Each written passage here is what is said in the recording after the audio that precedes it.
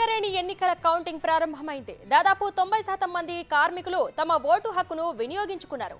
మొత్తం 13 యూనియన్లు పోటీపడ్డ AITUC, INTUC మధ్య హోరాహోరీ పోరు నడిచినట్టు తెలుస్తోంది.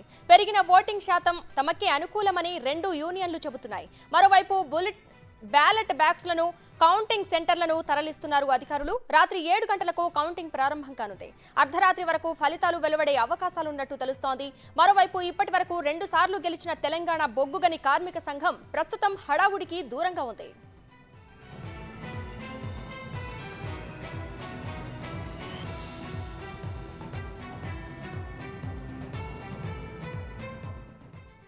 భద్రాద్రి కొత్తగూడెం జిల్లా సింగరేణి వ్యాప్తంగా జరుగుతున్న ఎన్నికలలో భాగంగా మధ్యాహ్నం 3 గంటల వరకు 37,026 ఓట్లు పోలయ్యాయి. ఓటింగ్ శాతం 93.9%గా నమోదైంది.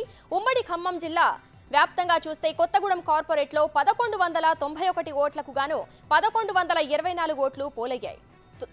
94.37 పోలింగ్ శాతం నమోదైనట్లు అధికారులు చెబుతున్నారు.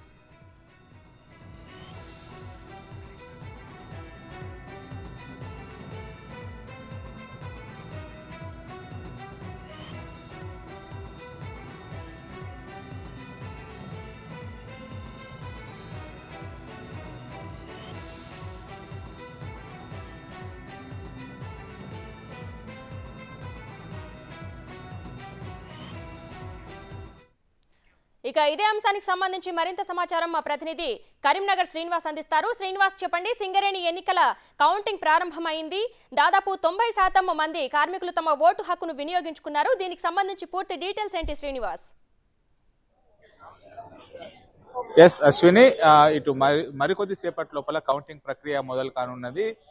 ఇటు ఏదైతే రామగుండం పరిసరాల ప్రాంతం లోపల RG1, RG2, RG3 ఇక్కడ జరిగినటువంటి ఎన్నికలకు సంబంధించి భూపాలపల్లి జిల్లా లోపల కొన్ని బ్యాలెట్ బాక్సులు మిగిలిపోవడంతో వాటి కోసం వెయిట్ చేస్తున్నటువంటి పరిస్థితి కనబడుతుంది. 7 గంటలకు కౌంటింగ్ ప్రక్రియ ప్రారంభం కావాల్సి ఉన్నా కానీ ఒక 15 నిమిషాలు ఆలస్యంగా ప్రారంభమయ్యేటువంటి అవకాశం ఉన్నట్టుగా తెలుస్తుంది. అయితే మొత్తానికైతే ఇక్కడ RG1, RG2, RG3 మొత్తం కూడా మూడు పారిశ్రామిక ప్రాంతాల లోపల మొత్తం 23 పోలింగ్ కేంద్రాల లోపల కూడా పెద్ద ఎత్తున కూడా ఇక్కడ దాదాపుగా 94.5% పోలింగ్ ఇటు నమోదైనటువంటి పరిస్థితి కనబడుతుంది. పెద్ద ఎత్తున కూడా కార్మికులు తమ ఓటు హక్కును వినియోగించుకొని కార్మిక సంఘం ఎన్నికల లోపల పెద్ద ఎత్తున ఓటింగ్ వినియోగించుకున్నటువంటి పరిస్థితి కనబడుతుంది. మొత్తానికి ఓవరాల్ గా అయితే 94.5% నమోదైనట్టుగా అధికారులు ఇప్పటికే వెల్లడించినటువంటి పరిస్థితి కనబడుతుంది. 7 గంటలకు ఇటు కౌంటింగ్ ప్రక్రియ ప్రారంభమవలసి ఉన్నా కానీ ఇటు 5 గంటలకు పోలింగ్ ముగిసిన తర్వాత జయశంకర్ భూపాలపల్లికి సంబంధించినటువంటి కొన్ని బ్యాలెట్ బాక్సులు రావడానికి ఆలస్యం కావడంతో పోలింగ్ ప్రక్రియ ఇటు ఆలస్యం అవుతున్నటువంటి పరిస్థితి కనబడుతుంది. ఇప్పుడే ఇటు ఏవైతే ఇటు మొత్తం పూర్తిగా బ్యాలెట్ ఆధారంగా ఇటు పోలింగ్ నమోదు కావడంతో ఆ బ్యాలెట్లను లెక్కించడానికి కట్టలు కడుతున్నటువంటి పరిస్థితి కనబడుతుంది. మొత్తానికి అయితే ఇటు కౌంటింగ్ ఇప్పుడు 7 గంటలకు ప్రారంభమై అర్ధరాత్రి వరకు అంటే ఫలితాలు రావడానికి దాదాపుగా 4 నుంచి 5 గంటల సమయం పడుతుందని చెప్పి అధికారులు చెప్తున్నారు. ఇప్పుడు 7 గంటల నుంచి కౌంటింగ్ ప్రక్రియ మొదలు పెడితే తుది ఫలితం వచ్చేసరికి దాదాపుగా 12 తర్వాత అర్ధరాత్రి తర్వాతనే తుది ఫలితం వచ్చేటువంటి అవకాశం ఉన్నట్టుగా తెలుస్తుంది. మొత్తానికి అయితే ఇప్పుడు ఏదైతే గత 2 ఎన్నికల లోపల ఇటు భారీ విజయం సాధించినటువంటి తెలంగాణ బొగ్గు కార్మిక సంఘం TBBGS ఏదైతే ఉన్నదో TBBGS ఈసారి నామమాత్ర పోటీకి పరిమితమైందని చెప్పుకోవచ్చు. ముఖ్యంగా ఆ 2 కార్మిక సంఘాలు ఇటు కాంగ్రెస్ అనుబంధ సంస్థ తర్వాత ఇటు CPI అనుబంధ సంస్థ గత ఎన్నికల లోపల కాంగ్రెస్ CPI ఇద్దరు కూడా కలిసి పోటీ చేసినా కానీ ఈసారి సింగరేణి ఎన్నికల కార్మిక సంఘం గుర్తింపు సంఘం ఎన్నికలకు వచ్చేసరికి అయితే విడివిడిగా పోటీ చేయడం జరిగింది.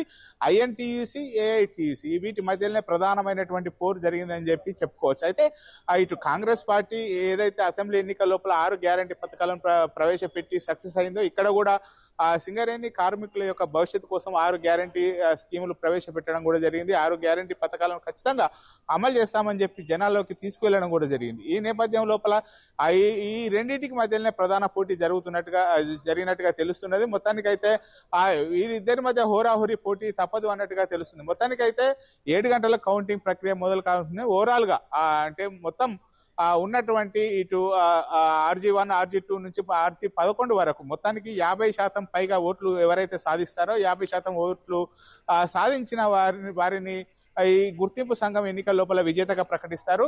7 గంటల నుంచి అయితే కౌంటింగ్ ప్రక్రియ ప్రారంభం అవుతుంది. కొద్దిసేపటి క్రితమే ఇక్కడ కౌంటింగ్ ప్రక్రియ మొదలు పెట్టారు. ఇప్పుడే బ్యాలెట్ కు సంబంధించినటువంటి పత్రాలను విడదీసి ఇటు కౌంటింగ్ ప్రక్రియ మొదలు పెట్టడం జరిగింది. రెండింటిని 25 ఓట్లకు ఒక కట్టలాగా కట్టి మొత్తం కూడా కౌంటింగ్ ప్రక్రియ మొదలు పెడుతున్నారు. మొత్తం దాదాపుగా ఆ గుర్తింపు సంఘం లోపల 13 గుర్తింపు సంఘాలు కూడా పోటీ చేసినా కానీ 2 గుర్తింపు సంఘాల మధ్యలోనే హోరాహోరీ పోటీ నడుస్తున్నది.